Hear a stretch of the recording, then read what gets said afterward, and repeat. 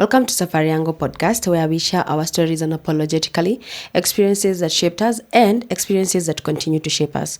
I'm your host, Miss Kimaru, and on today's episode, it's really one of reflection, remembrance, and reckoning. We mourn the passing of Raila Amolo Odinga, a champion of democracy and women leadership. We'll take a moment.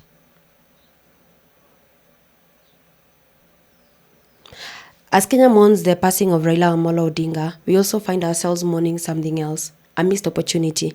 And the missed opportunity of what could have been a Kenya that finally witnesses a woman sworn in as president. She would have been Martha Karua in this instance. Raila Odinga has been in the Kenyan politics since the 80s. He has played a very huge role in how he has shaped Kenyan politics in such a big way, and also he has championed the two-third gender rule, in as much as we have not been able to achieve it so far, but he has championed that. If you look at his political career, he's also championed women from in his political party. He's had people like Charity Ngilu in his political party. He's had people like Millie Jambo, Bad Girl. He's had somebody like Gladys Wanga, who is a governor now. And also in 2022, when he was vying to be the president, Martha Karua was supposed to be his deputy president. And for decades, Raila Amolo was more than a politician. He was a movement here in Kenya. He represented resistance, reform, and resilience. And for that, we actually celebrate him for what he has been able to achieve, or what he was able to achieve here in Kenya. And whether you agreed with him or not, Raila's influence shaped Kenya's democracy in such a big way, and especially in the recent past, with whether it was with the Kibaki government during the very first handshake, with Uhuru's government, and now with Ruto's government. In those three governments, there has been different handshakes with Raila Amolo Odinga. But whether we want, I wouldn't want us to focus on really the handshakes, because beyond politics, Raila shaped the politics of possibility, and especially for women.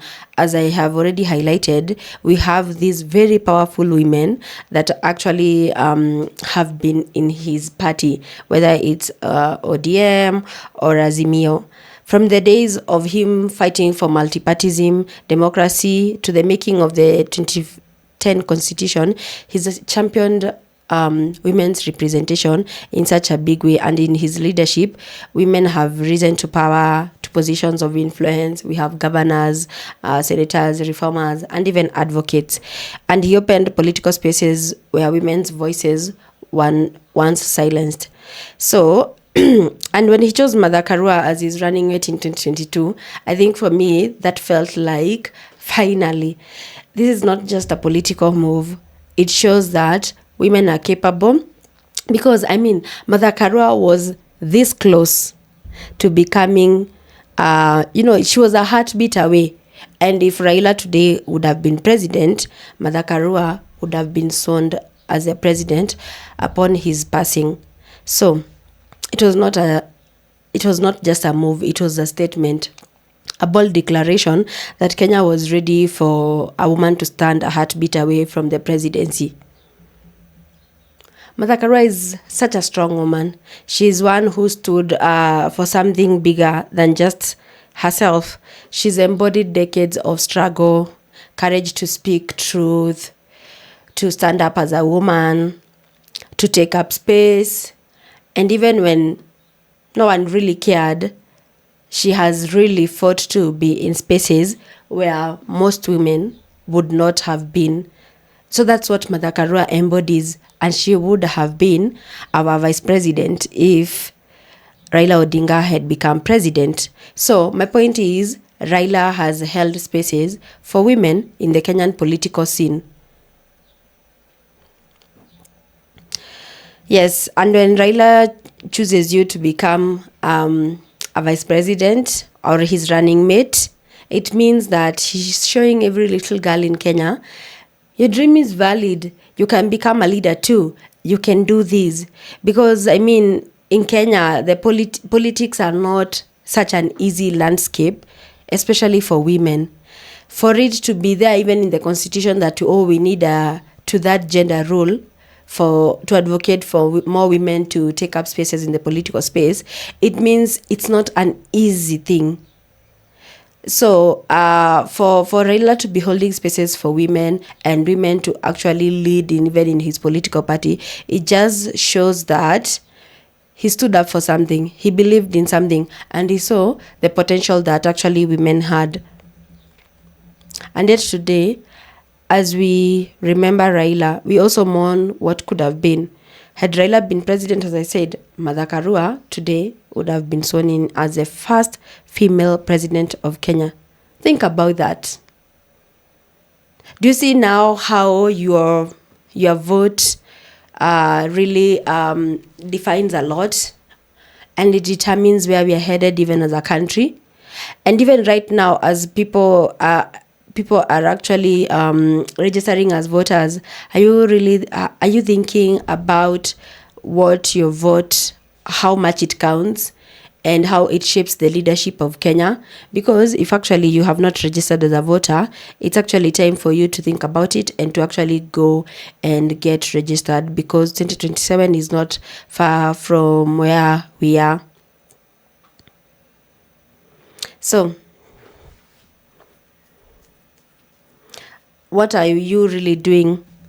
Are you going to vote? Are you going to do something about it? Raila gave women a platform. He gave women a platform to lead, for their voices to be heard. Do you guys actually realize how powerful somebody like Millie Ojambo is? Even the way she debates in parliament, the way she has been an MP for all this long. It just shows you that if you give women the spaces, if you hold spaces for them, if you give them the opportunity to lead, then they are going to do something about it. He stood up for something. And for me, I've always said, even though in recent times people might not agree, but he played such a big role in Kenyan's democracy and even in Kenya's politics. Were it not for him, I don't think democratically we would have necessarily grown to that level we are at. I think we've gotten to a place where we can question what's happening, and it's been because of his actions or also his inactions. Like, for example, last year, during the Gen Z uprising, there was stuff he did and didn't do that made us continue questioning where we are at as a nation, because he had been that person who had been championing for Kenyans, or Kenyans believed that he was championing for them in particular ways. And so when he stood up for something or did not at that particular point, it gave people a moment to reflect on where we are at as a nation and what we are doing about things. But for me, I think what keeps standing out for me in his type of leadership is the fact that he held spaces for women. It's the fact that women were able to lead, women were empowered, women have been mentored, and there's women who we can look up to as other women and say, this one is doing well, or this one has been here, has done this, has done that. And he normalized women being at the decision-making table. He didn't see empowerment as charity, but part of justice, and justice for women. And when the fight for gender equality faced resistance, he did not shy away. He was one of the loudest voices calling for implementation of the two-gender third rule, a constitutional promise that still remains unfulfilled.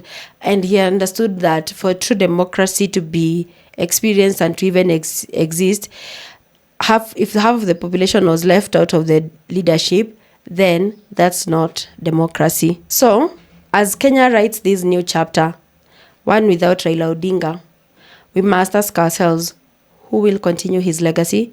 Who will carry forward the dream of a Kenya where women lead not by exception, but by right? And who is going to help hold spaces for women? I think this is quite the challenge we could put out there, especially for men in leadership here in Kenya. What are you going to do about women leadership? Are they going to be sidelined, or are they going to be offered the same opportunities or even better? Because I feel like even in his death, there's so much we can learn from him. And even from a woman's standpoint, his particular type of leadership, I believe he stood up for something, which is what for me, I would take up as a lesson. He stood up for something, he fought for something, and he believed in something. And I think he's the one person I know who did not waver. Like, I think for him, he's been very consistent in what he does. So even as a young woman, those are some of the lessons I can take from his type of leadership.